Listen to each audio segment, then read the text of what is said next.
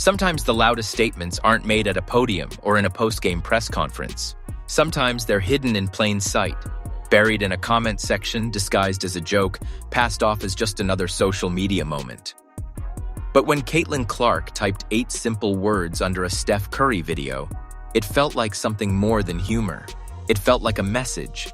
Because when Steph said the way he was being guarded wasn't real basketball, Caitlin didn't just agree. She told the world exactly what she's been dealing with all along.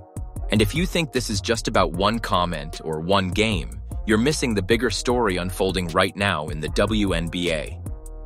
Caitlin Clark has been pretty active on social media lately, and while that alone isn't unusual, every so often something she says stands out in a way that feels more meaningful than just a casual comment. I'm not going to make a video every time she likes a post or leaves a reply, but this one felt different. It felt like one of those moments where, without directly addressing her own situation, she was still clearly speaking from personal experience. When you're Caitlin Clark and you receive the kind of attention she does, both on and off the court, you're going to face outsized defensive pressure. That's just part of the deal. From the moment she entered the WNBA, she became the focal point of every scouting report and every defensive game plan. During her rookie season, she was blitzed and trapped more than any other player to start the year, and while a lot of that is pure strategy, teams know where she's getting the ball and what she can do with it, there's also another layer to it. There's the element of trying to prove a point, of wanting to be the team that figured her out, or at the very least, the team that didn't let her get comfortable. That mindset has always existed in basketball. Coaches have said it forever. If the referees are going to let you play physical, then you play physical. If you can rough up the other team's star within the rules or within what's being allowed, you do it. With Caitlin Clark, though, this approach became a recurring theme across the league. It wasn't just one team or one matchup. It was night after night of grabbing, holding, face guarding, and constant contact on the perimeter. Stephanie White, during her time with the Connecticut Sun, openly talked about how much contact is allowed on the perimeter in the WNBA, and she wasn't alone. This became a league-wide discussion, with coaches like Becky Hammon and Natalie Nakasi raising similar concerns, and players like Kelsey Plum talking about it as well. The conversation kept coming back to the same question.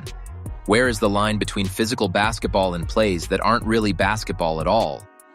There was even a moment on a broadcast where Rebecca Lobo pointed it out in real time, calling attention to foul after foul after foul that simply wasn't being called. She compared it to Oprah giving away cars, and while it was said somewhat jokingly, the point was clear. Caitlin Clark was being allowed to be grabbed and held in ways that most perimeter players aren't. What made this conversation especially interesting is that it doesn't really mirror what happens in the NBA. In the NBA, the criticism usually goes the other direction.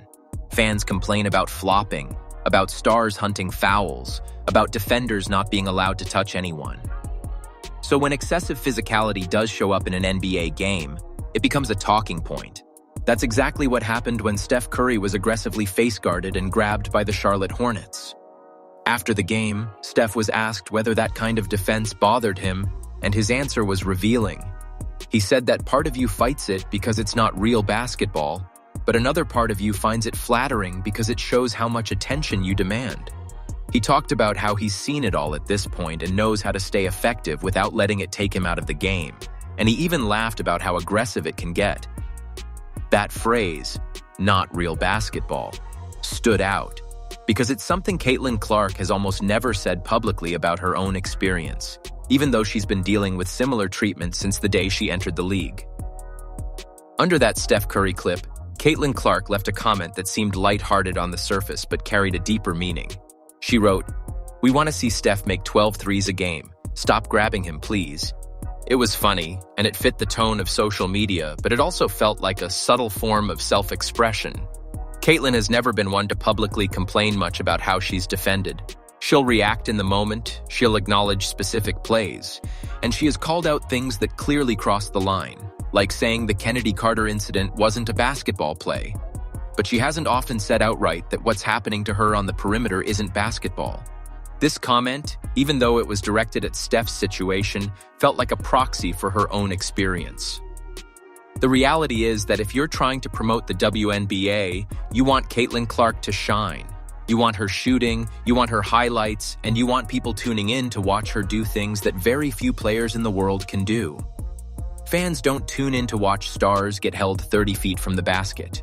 The league has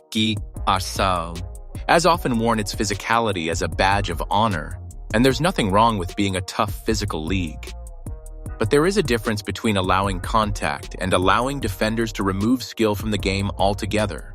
That's the line Steph Curry was talking about, and it's the same line Caitlin Clark has been navigating all season.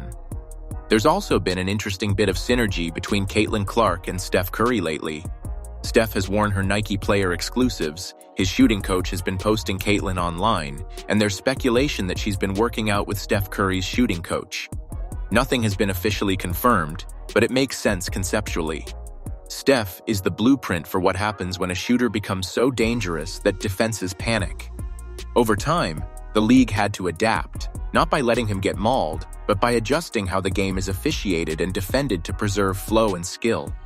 Caitlin Clark is on a similar trajectory, and the league is now faced with a choice about how it wants that evolution to look. All of this also connects to a much bigger conversation about the WNBA's future and the current CBA situation. Caitlin recently commented that both are welcome courtside this year when responding to a post involving Elijah Surratt, the Indiana receiver playing in the College Football National Championship.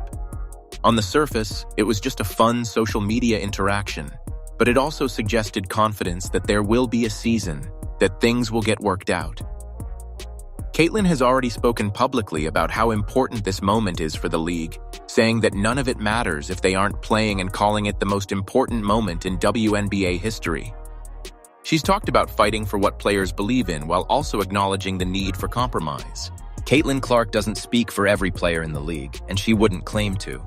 But there's no denying that she is the driving force behind the league's current leverage.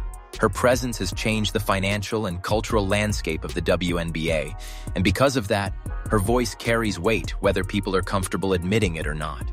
Even when she's just commenting on a video or joking on social media, people listen, and people read between the lines. Caitlin Clark didn't stand at a microphone and demand change. She didn't call out referees or criticize the league. She didn't have to. Sometimes all it takes is a simple comment to reveal a much bigger truth.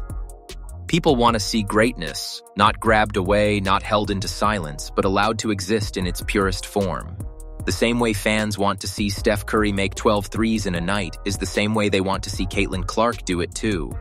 And as the WNBA stands at one of the most important crossroads in its history, how it chooses to protect and showcase its stars will say everything about where the league is headed next. If you enjoyed this breakdown, make sure to like the video, subscribe to the channel, and let me know in the comments whether you think the league needs to change how it officiates perimeter defense, because this conversation is only getting started.